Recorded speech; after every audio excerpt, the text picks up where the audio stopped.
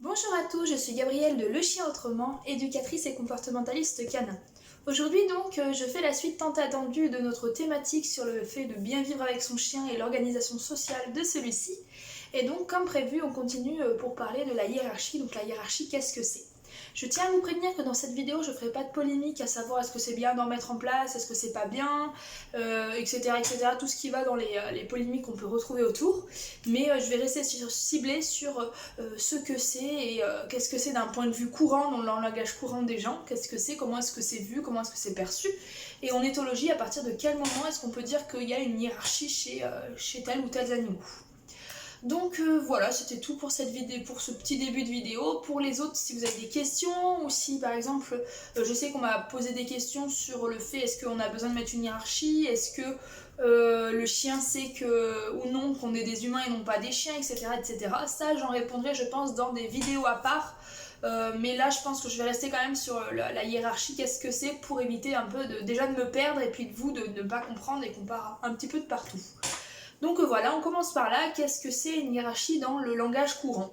Donc j'entends le langage courant par le fait, par en fait tout ce qu'on en entend sans parler de science, sans parler d'éthologie. Dans le langage courant, dans notre façon de vivre tous les jours, qu'est-ce qu'un individu qu'on va dire, à quel moment est-ce qu'on peut dire que c'est une hiérarchie d'un point de vue du langage courant, donc ce que les gens pensent sans s'être plus posé dessus pour y réfléchir.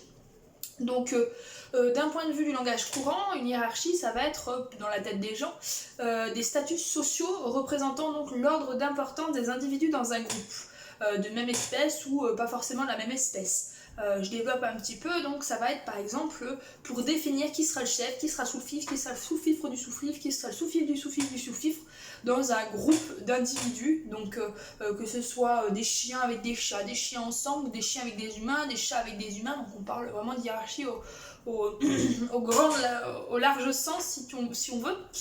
Et donc voilà, dans le langage courant, on imagine que voilà, c'est une façon en fait même pas une subordination, mais on va dire une façon d'organiser l'ordre d'importance des individus dans un groupe. Qui est le plus important, qui est le moins important, qui a le plus de droits, qui a le moins de droits. Donc voilà comment c'est vu dans le langage courant.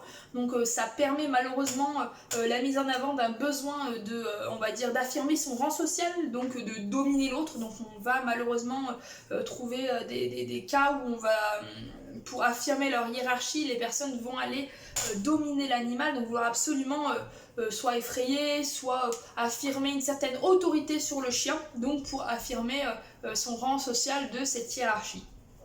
Donc pour les personnes qui se posent un peu des questions sur les termes dominant, dominance, et ça va aller également, c'est bien de pouvoir voir ça avant. Je vous mettrai un petit lien pour aller directement à la vidéo suivante, donc soit en fin de vidéo, soit j'arriverai, si j'arrive à trouver, à mettre le petit bouton là pour que vous puissiez cliquer et aller dessus.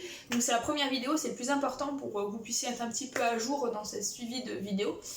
Et donc voilà, il y aura le petit lien pour pouvoir se rendre à la première vidéo qui parle de dominant-dominance, quelle est la différence, où on se rend compte vraiment des définitions propres au langage courant et au langage éthologique.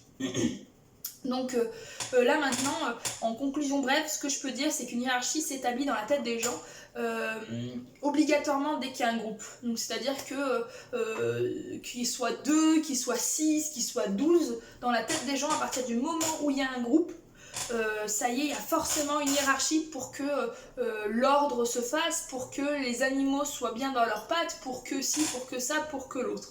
Donc voilà, dans le langage courant, dans la tête des gens, que les animaux fassent partie de la même espèce ou non, qu'ils soient en petit groupe ou en grand groupe, il y a forcément une hiérarchie chez eux, donc pour que ça se passe bien. Donc voilà le langage courant, voilà ce que j'en sais. Moi, si vous avez d'autres choses qui vous viennent en tête, d'autres situations où on pourrait dire qu'il y a une hiérarchie quelque part, vous n'hésitez pas à me le dire donc en commentaire de cette vidéo. Si vous voyez que je ne vous réponds pas, c'est que des fois il y a des bugs et que ça ne fonctionne pas. Vous hésitez pas à réécrire vos questions. Donc par exemple, j'ai un monsieur qui s'appelle Thierry, que je n'ai pas pu lire ton message, donc si jamais tu as besoin de réponses à tes questions, j'ai vu la notification mais je n'ai jamais reçu le message. Donc il ne faut pas hésiter, quand vous n'avez pas de réponse, soit me relancer, soit aller sur ma page Facebook et m'envoyer un message en privé. Donc ma page Facebook, Le Chien Autrement, Le Chien Autrement, vous trouverez facilement. Voilà du coup pour la petite aparté pour les questions et les avis à donner. Maintenant, on va passer du coup d'un point de vue éthologique. Donc la définition que je peux vous donner d'un point de vue éthologique, qu'est-ce que c'est une hiérarchie? Donc vraiment, qu'est-ce que c'est d'un point de vue étude comportementale de l'animal? Donc il y a plein de sortes de hiérarchies. Il y a des hiérarchies normales, des hiérarchies ci, des hiérarchies ça, des hiérarchies de dominance, des hiérarchies, il y en a plein. Mais d'un point de vue général, pour qu'il y ait une vraie hiérarchie, qui ne soit pas imposée par quelque chose, une hiérarchie qui se fait naturellement, on va avoir 3 facteurs principaux pour l'apparition de cette hiérarchie. Donc le facteur principal, et on va dire le plus important, ça va être le fait que les animaux fassent partie de la même espèce. Donc ça, c'est la première chose à savoir, je vous expliquerai pourquoi en détail juste après. Le deuxième facteur, il faut que cette hiérarchie soit stable et que les rangs sociaux, que les différents degrés de subordination de cette hiérarchie soient, on va dire, stables, que ça se passe bien, qu'il n'y ait pas des bagarres toutes les 5 minutes, qu'il n'y en ait pas un qui parte, qui revienne, que ça soit vraiment une vivre ensemble. Ensuite, la dernière chose à savoir, c'est que pour avoir une hiérarchie, il faut avoir un but commun. C'est-à-dire que moi et mon chihuahua, ou moi et mon canet corso, moi et mon n'importe quelle race, si je n'ai pas de but à vivre avec cet individu et à créer une hiérarchie de subordination, donc avoir vraiment un chef qui donne les ordres pour qu'on puisse survivre, donc une subordination, on ne va pas pouvoir trouver de hiérarchie. Donc voilà les 3 points importants, maintenant on va les détailler pour que vous puissiez les comprendre. Donc pourquoi, premièrement, est-ce qu'on ne peut pas avoir de hiérarchie sur des animaux qui ne sont pas de la même espèce ? Tout simplement parce que ces animaux qui ne font pas partie de la même espèce ne parlent pas du tout le même langage ensemble. Donc c'est-à-dire que moi et mon chien, je ne parle pas du tout le même langage. Je peux comprendre, il peut comprendre mes émotions, mais on ne parle pas la même langue. Un chat et un cochon d'Inde ne parlent pas la même langue. Un chimpanzé, un rhinocéros ne parlent pas la même langue. Donc vous voyez comme ça, là on parle d'humain à chien, c'est comme si je vous disais, c'est comme si je vous parlais d'un loup et d'un chimpanzé. Un loup et un chimpanzé, c'est flagrant qu'on ne peut pas avoir de hiérarchie. Enfin, quand je vous dis qu'il y a une hiérarchie entre ce loup et ce chimpanzé, vous allez avoir du mal à y croire, alors qu'entre humain et chien, on a tendance à y croire. Donc essayez de voir un sens plus large et de vous dire qu'à partir du moment où on ne parle pas la même langue, où on n'a pas les mêmes instincts, pas les mêmes codes sociaux, il va être très compliqué de se comprendre assez pour avoir une hiérarchie. Donc voilà ce qu'on peut se dire. Donc imaginez-vous que quand on me parle moi d'une hiérarchie entre un chien et un humain, c'est comme si vous parlez d'une hiérarchie entre un chimpanzé et un loup, ou un renard. Enfin, vous voyez à peu près la cohérence de la chose. Donc il faut vraiment se poser ces questions-là et se poser des questions sur les choses qu'on vous dit. C'est-à-dire si vous avez des questions, vous n'hésitez surtout pas. Et le but est de comprendre, pas juste que ça rentre dans vos crânes, je veux juste que vous compreniez, qu'on soit ouvert au débat et qu'on puisse ensemble faire évoluer les choses. Donc voilà la première règle, donc qui est malheureusement pas toujours connue. Et la deuxième règle, donc on disait comme quoi il fallait une stabilité. Donc une hiérarchie, c'est le principe d'avoir une organisation sociale. Une organisation, c'est censé être organisé. Si j'ai un tel qui part, un tel qui grogne sur truc, puis il laisse la part, puis finalement il est dominant, puis il est dominé, puis il est redominant, puis il est redominé, etc., etc., il part, il vient, ou bien dans la vie de tous les jours. On voit souvent des personnes qui amènent leur chien, ils se voient avec 5 minutes dans la journée, les chiens ils vivent pas ensemble, et les gens parlent déjà de hiérarchie. Une hiérarchie s'établit quand les animaux vivent ensemble, ou quand ça fait un moment qu'ils sont ensemble, quand ça fait déjà un petit temps où ils apprennent à se connaître, et on verra après où ils peuvent établir un but commun, une raison de s'allier ensemble. Donc ce qui n'est pas le cas, on va dire, lorsqu'on les fait courir 5 minutes dehors ou qu'on fait 1 heure de balade en forêt. Ils n'ont absolument aucun but à établir une hiérarchie entre eux. Donc oui, il y a des conflits, oui, il y a des chiens, je veux pas que tu touches ma bouffe, je veux pas que tu touches le bâton, je veux passer en premier, non tu laisses mon copain, nanani, je veux pas que tu me touches, etc. Là oui, on va avoir des conflits, mais ça n'émettra pas de hiérarchie, ça déterminera pas une hiérarchie, ça déterminera les différents, on va dire, les façons dont vont supporter les chiens, enfin, ce qu'ils vont supporter, ce qu'ils vont réussir, leurs limites si on veut, ça va définir leurs limites. Moi je suis comme ça, moi j'aime pas quand ça se passe comme ça. Moi je suis comme ci, moi j'aime pas quand ça se passe comme ça. Ils apprendront à se connaître, mais ça ne créera pas de hiérarchie entre eux. Donc voilà pour la deuxième chose, je rallume, hop. Calme-toi sinon on voit pas bien. Voilà, super. Vous me dites d'ailleurs si ça va bien cet environnement-là. Moi en tout cas je suis mieux dehors, il fait un peu frais. Et puis il y a tout le temps des voitures qui passent, donc là c'est mieux. Du moins pour moi, il n'y a pas la chaise qui grince. Du coup, on parlait ensuite, la troisième chose, et pas des moindres, c'est avoir un but commun. À quoi ça sert de créer une relation de subordination, donc avec un chef et des sous-fifres qui doivent appliquer les choses et ce que dit le chef, si on n'a pas de but commun? Si je n'ai pas besoin de, par exemple, de survivre, à quoi ça sert que moi je me plie à tes règles? Si je n'ai pas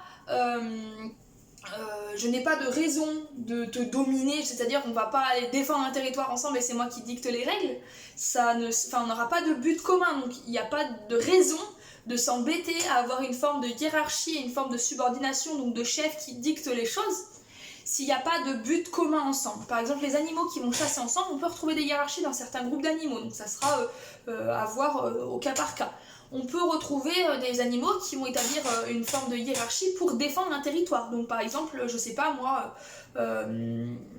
qu'est-ce que je pourrais vous donner comme exemple?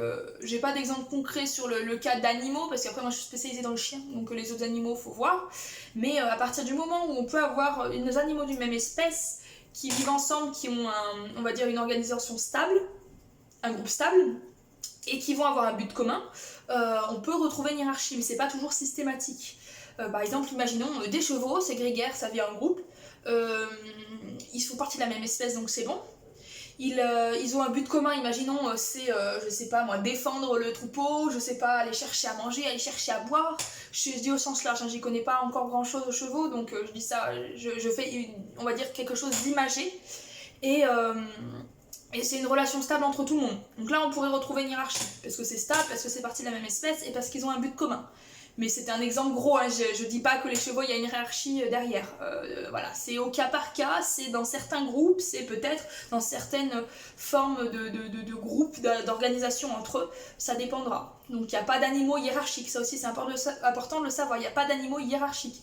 Un animal seul n'est pas hiérarchique, quand je le mets avec un groupe, il a le choix ou non de mettre une hiérarchie en place. On va voir également ça dans une prochaine vidéo, sur le fait, faut-il dominer son chien, faut-il mettre une hiérarchie entre son chien et soi.